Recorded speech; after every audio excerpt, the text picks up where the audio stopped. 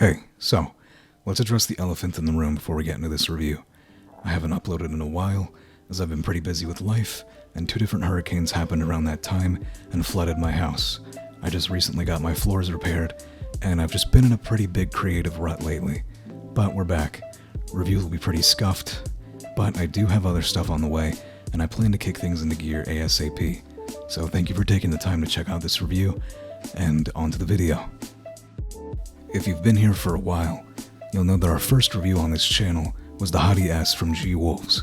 While I didn't receive the mouse from gwolves directly at the time, it's important to me that I mention this for transparency.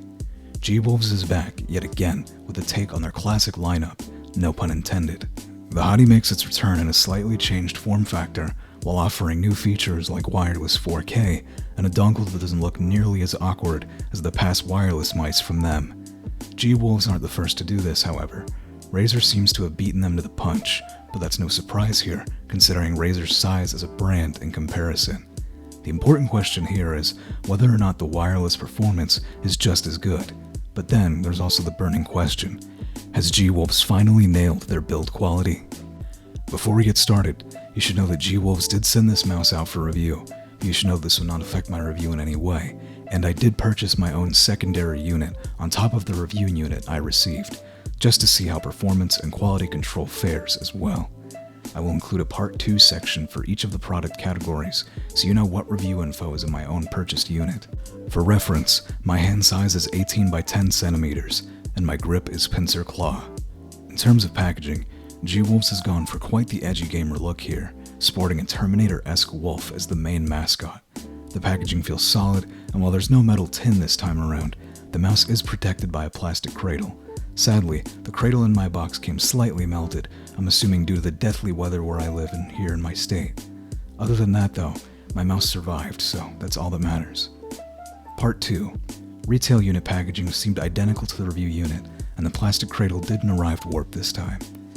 The box contents include extra large skates, extra dot skates, red grips, 3 power sticks, a micro USB cable, and a wireless dongle similar to that of Final Mouse and Razer's new 4K dongle. Part 2. Retail unit included all of the following, however some new differences I noticed were rather than getting 2 paracord-like cables, I received 1 typical paracord cable and a shorter rubber cable to pair better with the wireless dongle. I'm assuming it has proper shielding and such. Aside from this, I also got gwolves' own glass feet for their new pre-order batch as a gift, and 2 USB adapters for those who dislike the idea of micro USB being in such a pricey mouse. Pretty silly in my opinion on that last part. The sensor being used here is the Pixart PMW 3399, one of the few mice on the market to offer this if I'm not mistaken. Performance with my gameplay testing has been solid, while not originally perfect. While I did notice some off behavior at first with my unit, getting a firmware update to my mouse helped significantly with performance, so do be sure to make sure you're on the latest firmware. My results when tested with Mouse Tester seem pretty clean across the board in terms of CPI deviation, tested at 400, 800, and 1600 CPI. Polling stability also seems good, but just slightly lacking against something like Razer's own 4K implementation with their Viper V2 Pro. Though this is something you're unlikely to notice in game either way. This could be due to the lack of shielding in the stock cable included with the mouse. More on this later. Or noise in my own system, though this is rather hard to pinpoint. For reference, I also noticed similar noise on what I would consider Razer's perfect Viper V2 Pro 4K, so noise and interference somewhere is likely the issue. All in all, the sensor is a solid performer here. Part 2. The PCB on my retail unit appears to be different, though I believe nothing has changed, aside from maybe a different color PCB treatment between units. It's hard to say. The good news here though is gwolves has continued to pump out firmware updates for the hati-s Plus 4K, and many of the noise related issues I was having with my connection at the start seem to have cleared up significantly. Regardless, gameplay feels solid. LDAT click latency testing. Click latency was recorded at around 0.8 milliseconds, a very solid result from gwolves here, among some of the best. Onto the software. At the time of this review, gwolves software at the moment just looks super basic, like the UI is totally unfinished, but it works and I suppose that's all that matters. Just don't expect a clean and professional look out of the box. You can change things like DPI steps, the color of the LED at the bottom of the mouse, and polling rates on top of click latency all the way down to 0 milliseconds. And yes, for polling rates, you can choose between 4K, 1K, 2K, and 500. gwolves estimates around 60 to 70 hours of battery life at 1000 Hz, and at 4000 Hz I'm getting Razer's own predicted 24 hours or so of playtime. In the time I've had this mouse though, I never had it die on me or anything like that, even forgetting to charge it. Sleep mode seems efficient enough to save energy when the mouse isn't in use, so that's a plus. gwolves also states that this is a reason why the power switch requiring a stick isn't a huge deal, but I disagree. While I trust the efficiency of the mouse here, I feel that Final Mouse and gwolves taking this approach to save every gram possible is just odd. It would have made more sense to ditch the stick and make the hole at the bottom of the mouse larger for your finger to fit, or the power switch pull long enough to flip, at the very least, similar to what Final Mouse has done.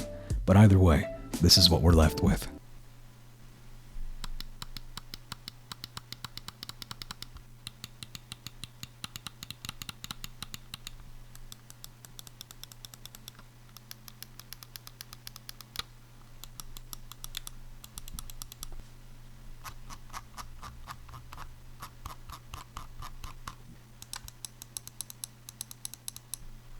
For the buttons, Mouse 1 and 2 are using zippy switches rated for 60 million clicks, pretty different in terms of popularity of the switch and the physical feel of it. Clicks on the triggers feel soft, but tactile. I wouldn't even really associate the click feeling with being mushy, but I could definitely see people interpreting it as such.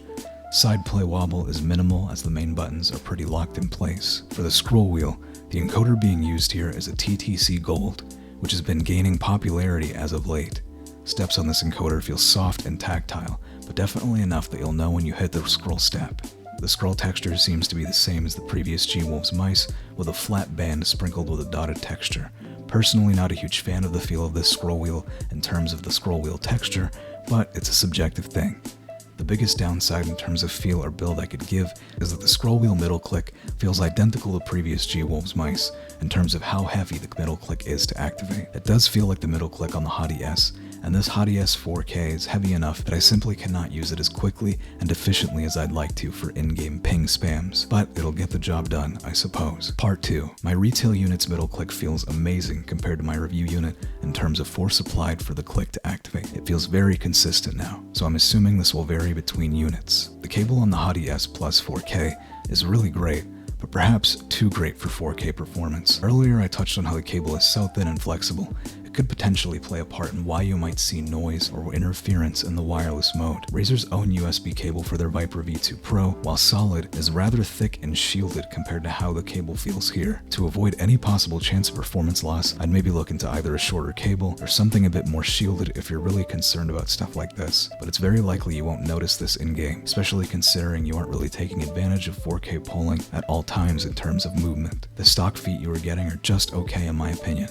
They're quite slim in terms of surface area, and the additional dots are even more so. Running these feet along a cloth pad may not feel the best. They're decent for a stock experience, but if you can replace them, it may be worth doing so. Hard pad users likely won't have to worry, as even surfaces like glass can make most bad mouse feet feel like solid performers. Part 2. As mentioned earlier, a shorter, thicker rubber cable is included for the 4K wireless performance, and I've had no issues with it yet. The included glass skates are decent, though I can't say for sure if they suffer from the same coating issues and wearing down that other new glass skates seem to have fallen to. Only time will tell. Personally, I've never been a fan of glass skates, but I suppose they'll be a nice addition for some people. The shape here has been much improved over the original hati-s shape, at least in my opinion. I always found it odd trying to find the right place to grip the hati-s, but this time around, I found using this shape without the grips was much easier to get used to. The shape was relatively low at the front, with a hump in the middle that has a very slow fall off at the back. The sides also have a decent dip to them. The shape is compared by many to the GPW, but smaller, and while I would mostly disagree, I would say that it could be somewhere in the ballpark in terms of looks. When it comes to feeling, however, the slim body at its center feels significantly more comfortable than what the G Pro Wireless has going for it. Part 2. It seems that with the newest retail units, the base plate was changed completely to accommodate for some minor improvements and a larger switch hole at the bottom for the power switch. You may not even need the stick to swap the power on or off anymore, which is nice to see, but a last minute change like this to the mold may have been very costly on gwolves' part. definitely a surprise. For build quality, as someone who's personally gotten nearly all bad review units from gwolves since the release of the hati-s, I've always been pretty skeptical of gwolves' quality, yet to my surprise, the hati-s Plus 4K has got to be one of the best mice gwolves has released in terms of build. I would say this is a large improvement over what I was used to with previous gwolves products. There's some really good stuff happening here, and I really hope gwolves are able to stick to it. Gwolves have been in the game for quite some time, and while they've surely hit some bumps in the road, I'm hoping they've learned some lessons and what it takes to make a premium product, as I feel this is a big step in the right direction. Pricing is getting higher though, but considering the general cost of 4K mice these days, I suppose it is appropriate. However, gwolves will have to keep it together if they really do intend to compete with Razer or Logitech in terms of matching the price for their tech.